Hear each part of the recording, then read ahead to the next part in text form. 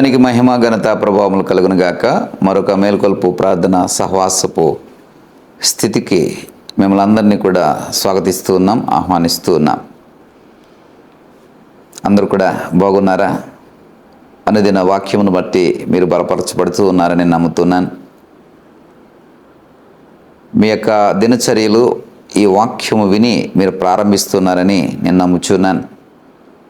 ఈ ప్రార్థనలో ఏకీభవించి మరి ప్రార్థన చేసి ప్రార్థన స్వరము దేవునికి వినిపించి మీరు మీ రోజును ప్రారంభిస్తున్నారని నేను నమ్ముతూ ఉన్నాను. ఎందుకని ఇది నొక్కి నుంచి చెప్తున్నానంటే, నీకు ఇవ్వబడుతున్న ప్రతిరోజు కూడా దీవెనకరంగా పొందుకోవాలని 1-2 సార్లు ఈ మాట ఎందుకు చెప్తున్నానంటే, సమయం పోతే మళ్ళా రాదు, రోజులు గతిస్తే మళ్ళా రావు. మనం వింటూ ఉంటాం చాలామంది మాటల్లో, ఈరోజు నాకు మంచిగా లేదు, టైం బాగాలేదు అని చాలామంది మాటల్లో వింటూ ఉంటాం. కొన్ని పర్యాయములు మీరు కూడా అనే ఉంటారు. ఆదికాండము 1వ అధ్యాయంలో ప్రతిరోజు కూడా మంచిదని ఆయన స్థిరపరిచిన తర్వాత, మంచిదని ఆయన భావించిన తర్వాత దాన్ని స్థిరపరిచారు. మంచిదని ఆయన తలచిన తర్వాత, మంచిదని ఆయన ఉద్దేశించిన తర్వాత, మంచిదని ఆయన అనుకున్న తర్వాత దాన్ని స్థిరపరిచారు. ఒక రాత్రి, ఒక పగలు, ఒక రోజుగా. ఎవరికి మంచిది? ఆయనకి మంచిదా?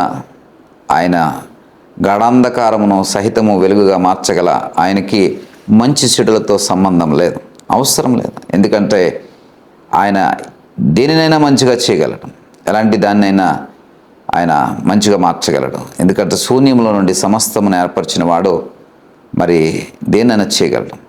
అయితే దేని కొరకు మంచిది? అది నీ కొరకు మంచిదని, మనుషునికి మంచిదని, మానవునికి మంచిదని, మరి నరుడికి మంచిదని భావించిన తర్వాత దాన్ని స్థిరపరిచి ఒక రోజుని డిక్లేర్ చేశాడు. కాబట్టి ప్రతిరోజు మంచిదే, ప్రతి గడియ మంచిదే, ప్రతి క్షణం కూడా మంచిదే. అందులో ఏ విధమైనటువంటి సందేహము లేదు. ప్రియ సహోదరుడా, సహోదరి, కాకపోతే దానిని మనము మంచిగా మార్చుకున్నటలో మనము కనపరిచే విజ్ఞతను బట్టి, మనం కనపరిచే మరి ఆలోచన బట్టి, మన యొక్క నిర్ణయాలను బట్టి, మన యొక్క మరి ఒక విధమైనటువంటి జ్ఞానయుక్తమైనటువంటి ప్రవర్తనను బట్టి దాన్ని మంచిగానో లేక చెడుగానో మార్చుకుంటూ ఉంటాం. మనం మార్చుకున్న దాన్ని కాలం మీద నింద వేస్తాం. ఈరోజు నాకు మంచిగా లేదు, కాలం మీద నింద వేయకో, నీ మీద నువ్వు నింద వేసుకో. ఈరోజు నేను సరిగ్గా వాడుకోలేదని, ఈ రోజున నేను సరిగ్గా ఉపయోగించుకోలేదని, ఈ రోజున నేను మంచిగా మార్చుకున్నటలో విఫలమయ్యానని నీ మీద నువ్వు నింద వేసుకుంటే కనీసం రేపైనా నీకు ఆ స్పృహ ఉండి ఈ రోజైనా నేను నా రోజును మంచిగా మార్చుకుంటానటువంటి ఒక స్పృహతో నువ్వు పనిచేయగలుగుతావు. కాబట్టి ప్రియ సహోదరుడా, ప్రతిదీ మంచిదే, నువ్వు మార్చుకునే దాన్ని బట్టి ఉంటుంది. మరి అలా మార్చుకోవడానికి నువ్వు చేసే మొట్టమొదటి ప్రయత్నం ఏమిటంటే, ఈ తొలి గడియలోనే దేవుని సన్నిధిలో దేవుని యొక్క వాక్యం విని దేవుని యొక్క ప్రార్థన సహవాసంలో పాలుపంపులు పొందుకున్నట. ఈ విధంగా మంచిగా, ఈ విధంగా దీవెనకరంగా, ఈ విధంగా దాన్ని ప్రయోజనకరంగా మార్చుకున్నట్లో మొదట చేయవలసింది, నీ భారము నీ దేవుని మీద పెట్టాలి. నీ భారము నీ దేవునికి అప్పగించాలి. ప్రయాసపడి భారము మోసుకుని చిన్న సమస్త జనులారా నా యొద్దకు రండి, నేను మీకు విశ్రాంతిని కలుగచేతునని ఆయన సెలవిస్తూ ఉన్నాడు కదా.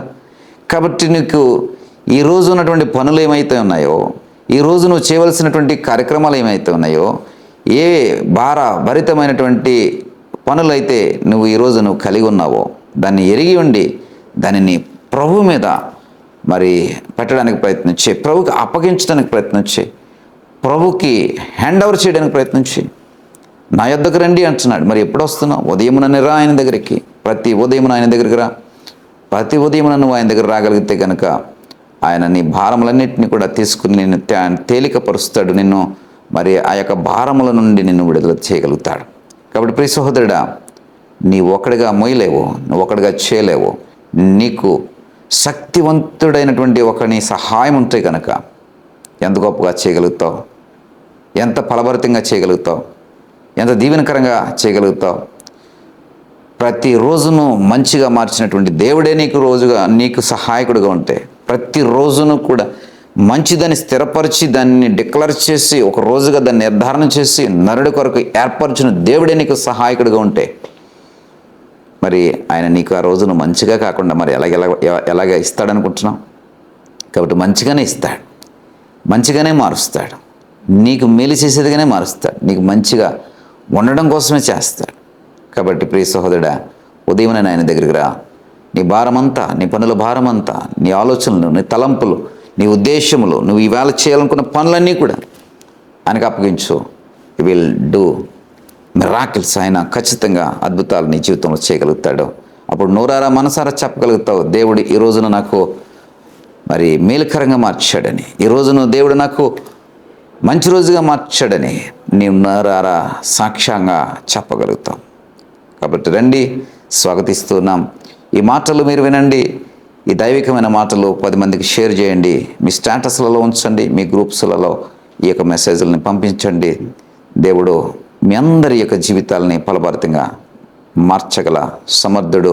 ఈ రోజును మరింత దీవెనకరంగా దేవుడు నీ కొరకే మార్చబోతున్నాడు. ప్రార్థన చేస్తా. దయగల తండ్రి, కృపగలిగిన దేవా, నీ బిడ్డలను జ్ఞాపకం చేసుకోండి.